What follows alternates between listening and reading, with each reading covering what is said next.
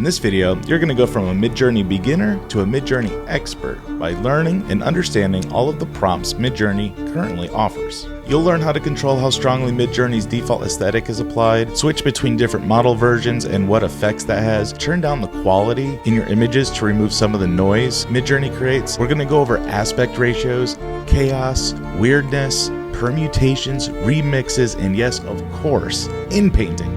This is the only video you'll ever need for all things Midjourney, but we all know how fast technology changes. Subscribe to this channel, ring the bell, and boop that like button below so that you can stay ahead of everyone else anytime Midjourney changes their APIs. Now, let's just dive right in. I'm going to go with the assumption that you already know what Midjourney is, that you've already set it up inside of a Discord server, and you're a subscriber to Midjourney so that you can take advantage of everything that Midjourney has to offer. Let's hop right in and start making some prompts. We're going to say imagine, and I'm going to use one prompt essentially and display all of the parameters, or use all of the parameters based on this one prompt so that we can see it evolve over time and with the different parameters. A castle from a fairy tale. These are stunning. The first parameter we're going to go over is AR, or aspect ratio. So with aspect ratio, we're going to do the same prompt. Each one of these images are basically a square. It's a 1-to-1 ratio. But by doing dash dash or hyphen hyphen aspect, or you could also do dash dash AR, and that's what you're going to see most often. Let's go ahead and do that. We can do, let's do a 3-to-2 ratio. And now you can see we have a 3-to-2 ratio. You can do any ratio that you can think of in version 5 and later, in Niji version 5 and later. And we'll get to model versions here in a moment. Version 4 is limited to 1-to-2 ratio or 2-to-1 ratio. But we can think of, you can literally put any number that you want to in here. Additionally, if you have something like a 1.39-to-1 ratio, for example, don't use decimals inside. Instead, do 139-to-1 just to make them whole numbers here. And that's going to keep things kind of consistent. But literally, you can put any number that you want to in here. Let's just do a like a 7-to-4 ratio. And there's our fairy tale castles in a 7-to-4 ratio. Beautiful. Next, we're going to go over chaos. Chaos parameter influences how varied the initial image grids are. A high chaos value will produce more unusual and unexpected results and compositions. Lower chaos values have more reliable, repeatable results. So let's do, we'll do two here. We'll do a low chaos and a high chaos. Parameter for this is dash dash chaos or dash dash C. The expected values here are anywhere between 0 and 100. So 0 is going to be a low chaos and 100 will be a high chaos. I think this is actually a really good time to introduce an advanced prompt, and that's the permutation prompts. So you see here that I did one for 10 and one for 90 for chaos. There's actually a shortcut to do both of these, and that's if you type in your prompt, a castle from a fairy tale, instead of doing dash dash C10 and then another one for 90, if you do these curly brackets here and do a comma separated parameters, you can do as many as you want to here. The most that it will ever create in one, unless you have a more advanced subscription, is going to be 4 at one time. So doing 2 is not a big deal here. So here are the results. You can see how this is 10 chaos is very similar to a castle. This looks like very repeatable. This is what you would expect to see. And by introducing a higher chaos value, I mean, this one doesn't even, this one's not even, there's several here that none of these are castles. What am I talking about? This is just a house on a lake. So that's not really has anything to do with the prompt that I submitted. But maybe it's good for like B-roll kind of footage, or B-roll kind of, you know, maybe this is a road that's on the way to a castle, realistic, photorealistic. Or maybe this is the house that somebody lives in the moat, you know, depending on what you're using Midjourney for and what kind of scene you're going for. This might come in handy, might come in useful for what you're working on. Next, we have the word no. And no, what no does is it tells Midjourney what not to include in your image. So let's do one of these up here, for example. Every single one of these has trees. So I wonder what it will give us if we say no trees. So let's just give that a shot. Dash, dash, no. No trees, sky, towers. Well, we can see that it absolutely took out the trees and the sky. Technically, it's got a very cloudy sky. It still looks like a sky to me.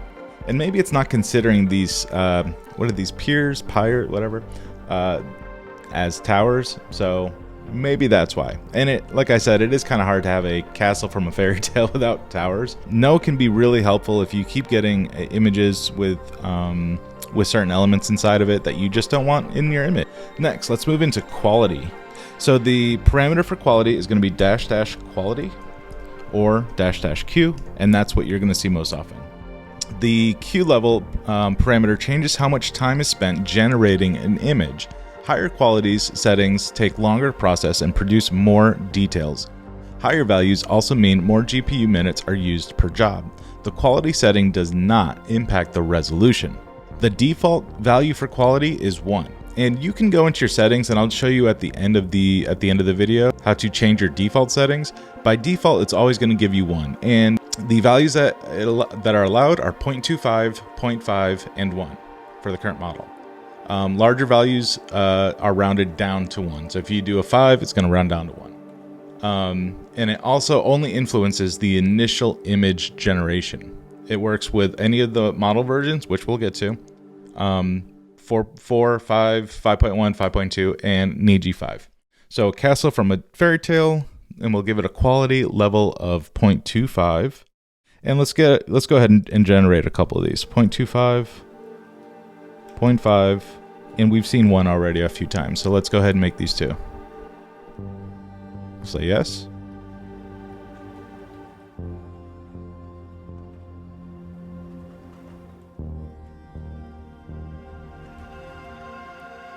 Now there's a warning here that higher quality settings aren't always better. Sometimes a lower quality setting can produce better results, depending on the image you're trying to create. Lower quality settings might be best for gestural abstract looks. Higher quality values might improve the look of architectural images that benefit from many details. Choose the setting that best matches the kind of image you're hoping to create. So this is our 0.25. And here's 0.5. Great. On to repeat. So the repeat parameter, so that's going to be dash dash repeat, hyphen hyphen repeat, or dash dash R, and that's going to run a job multiple times. You can combine repeat with parameters like chaos to increase the pace of your visual exploration. So repeat accepts values between 2 and 4 for basic subscribers, 2 and 10 for standard subscribers, 2 and 40 for pro and mega subscribers.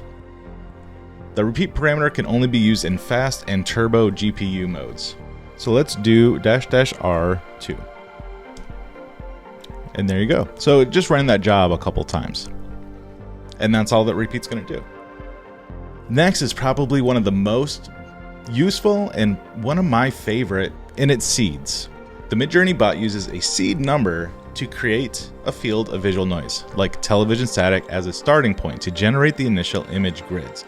Seed numbers are generated randomly for each image, but can be specified with the dash dash seed parameter.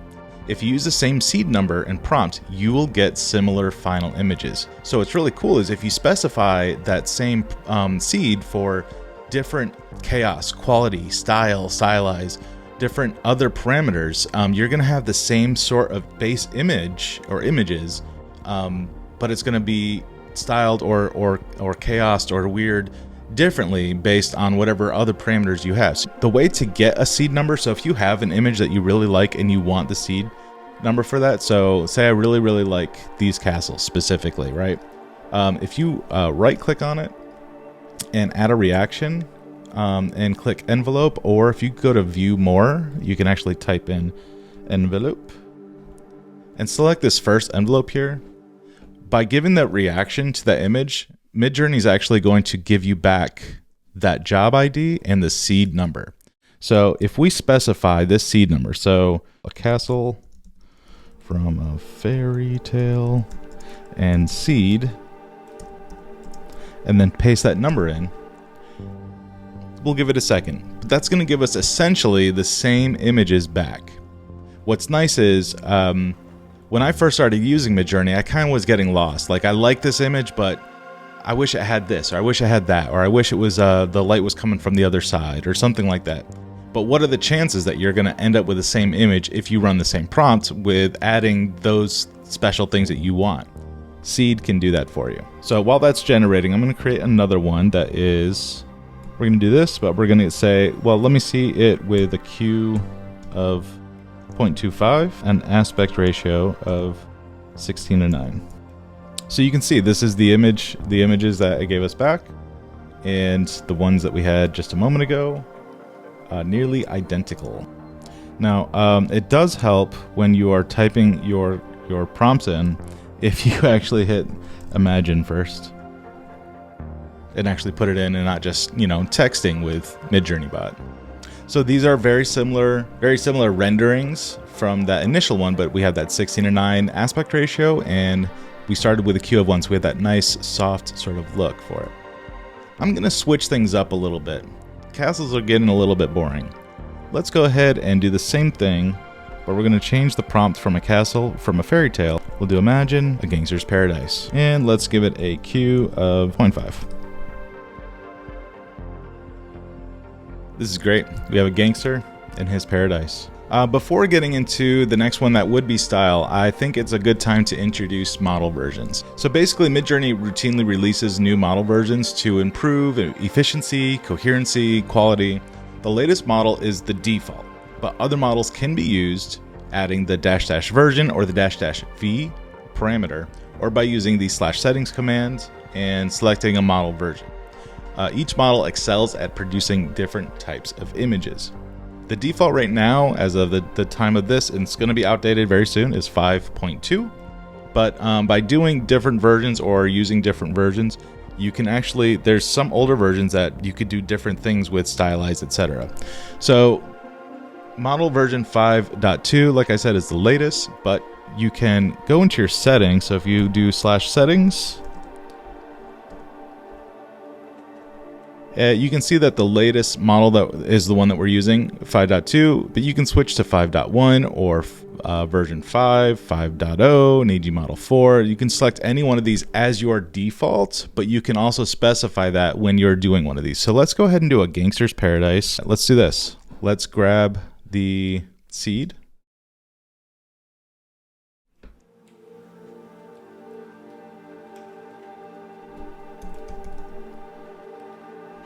A Gangster's Paradise. We'll do -- seed and paste the seed in here, and we will say -- of 4. So now we're going to create a Gangster's Paradise with that same seed, but using a different version. And let's see what the results are. And that's what our seed would look like in version 4. Crazy. Let's go ahead and show you a little bit about styling now that you understand a little bit about using different versions. So with versions 5.1 and 5.2, the only different styles that you can specify are raw styles. That's the current default is version 5.2. The previous model, 5.1, they only have this one style, and that's raw. And the raw parameter reduces the influence of the default Midjourney aesthetic, and it works well for advanced users who want more control over their images or more photographic images. So we're defaulted to 5.2, so we don't have to specify the version. So let's see. And we'll go ahead and generate it. That is crazy cool. Now with version Niji, which is 5, not 5.0, not sure what the real difference is there, except I know that to specify Niji, you actually have the capability to do other different styles. So you have cute, scenic, original, and expressive, but you can only do these on Niji. So let's go ahead and do Gangster's Paradise, and we will do our seed, and we'll say Niji. I think we actually need 2 dashes here. Is that what I did wrong? Let's give this another shot. Cute, scenic, expressive. Wow. Okay, so here's scenic. Here's cute.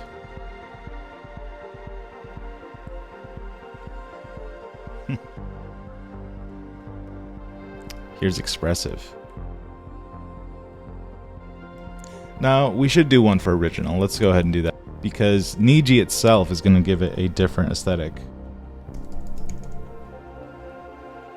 So here's our original Niji with that seed for a Gangster's Paradise. Next, we're going to do Stylize. Now, Stylize is really cool. The Midjourney bot has been trained to produce images that favor artistic color, composition, and forms. The Stylize, --Stylize, or --S parameter influences how strongly this training is applied. Low stylization values produce images that closely match the prompt but are less artistic. High stylization values create images that are very artistic but less connected to the prompt.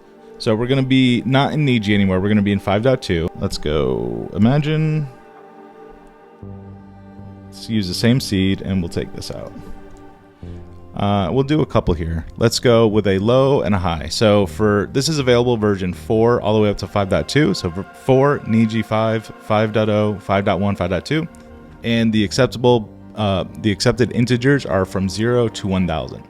So let's go ahead and do Stylize using our permutation prompts. We'll go with a 0 and 1000. We'll go all the way in both directions. All right, so this is Stylize 0. So this is not applying much of the artistic color composition and form training that Midjourney has. This is a very more raw, less artistic approach, which is crazy because it seems pretty artistic to me. And this is with an ultra realistic approach, and you can definitely see the difference for sure. Especially, again, we're using the same seed, so it's basically the same elements, the same randomness that we're giving it. Next we have Tile. Tile's kind of interesting. So we have the Gangster's Paradise with the same seed, and we'll just give it the tile parameter. The tile parameter generates images that can be used as repeating tiles to create seamless patterns for fabrics, wallpapers, textures, etc.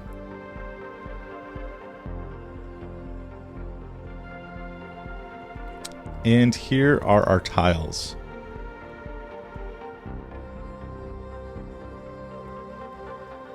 Next, we have the video parameter.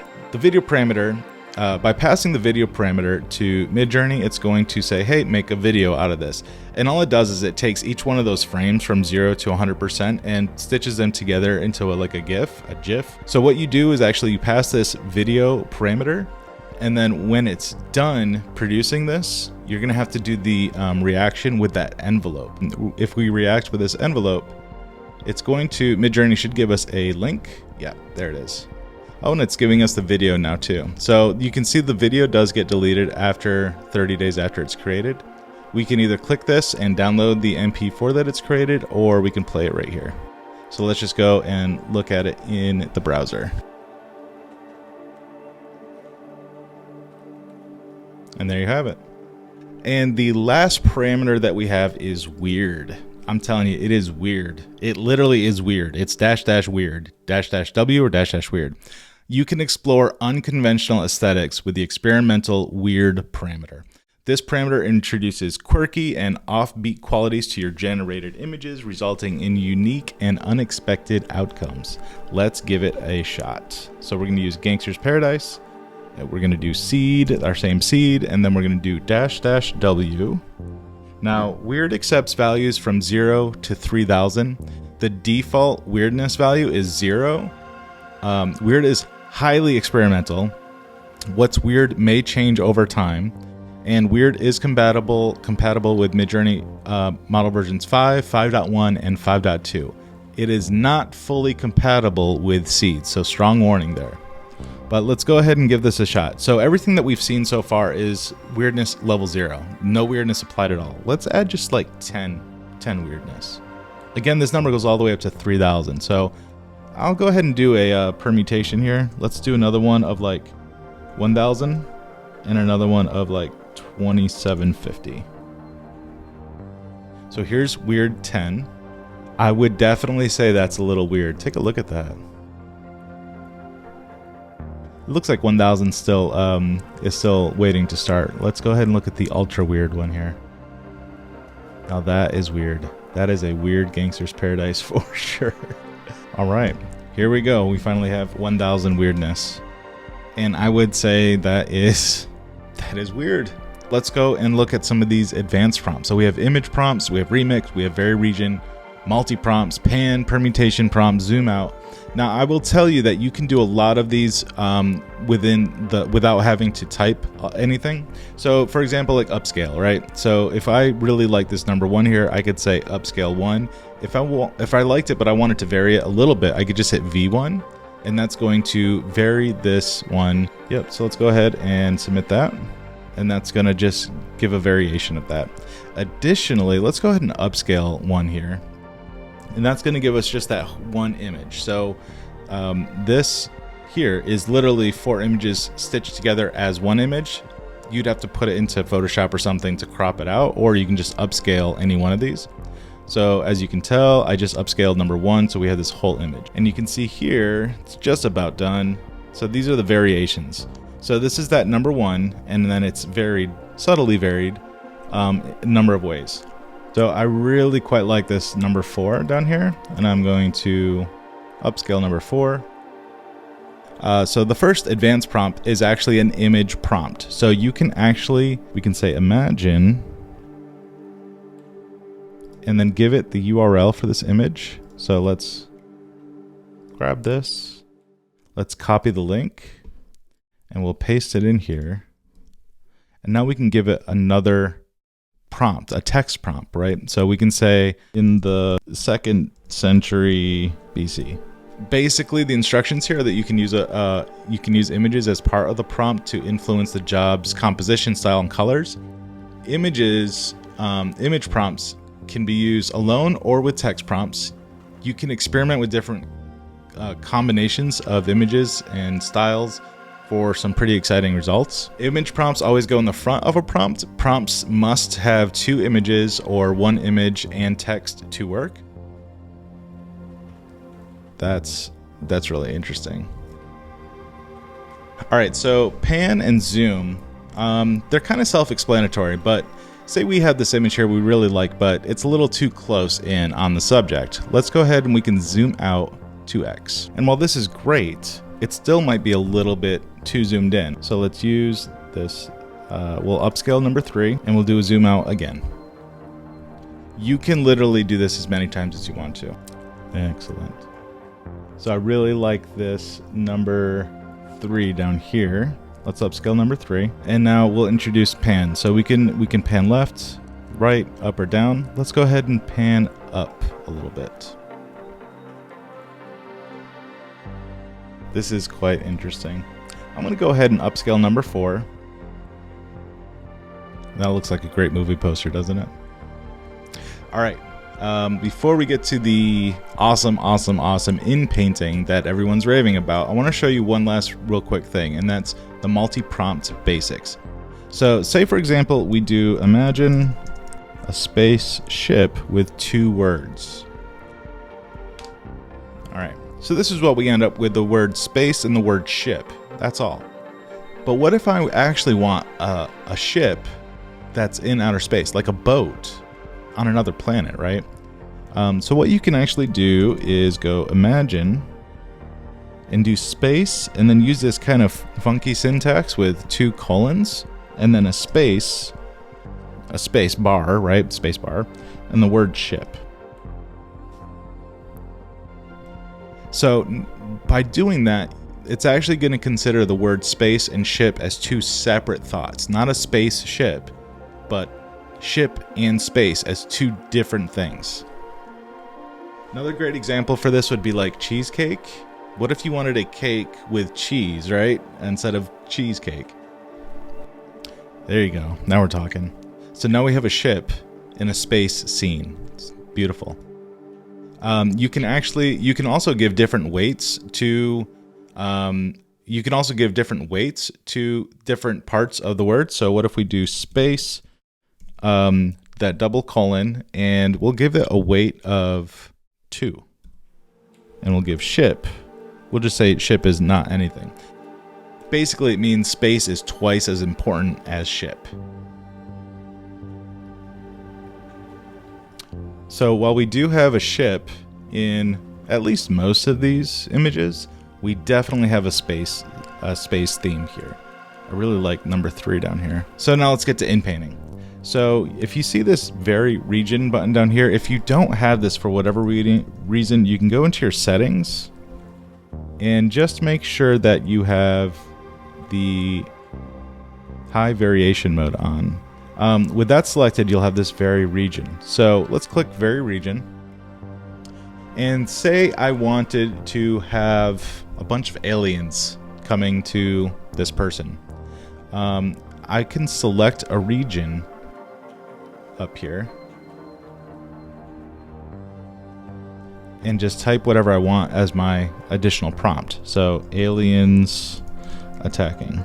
That's great. That is excellent. Let's go with number 3 down here. And let's have a little fun with this. Let's vary the region.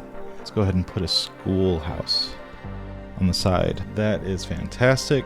All right, we'll upscale number 1. Let's see if it'll let us do daytime. Okay. Number 4. And let's go with, let's say, antlers. And there you have it, folks. Now we've lost our schoolhouse. I don't know where the school went. And doesn't look like aliens attacking, but a bunch of seagulls. But it definitely is daytime, and he definitely has antlers.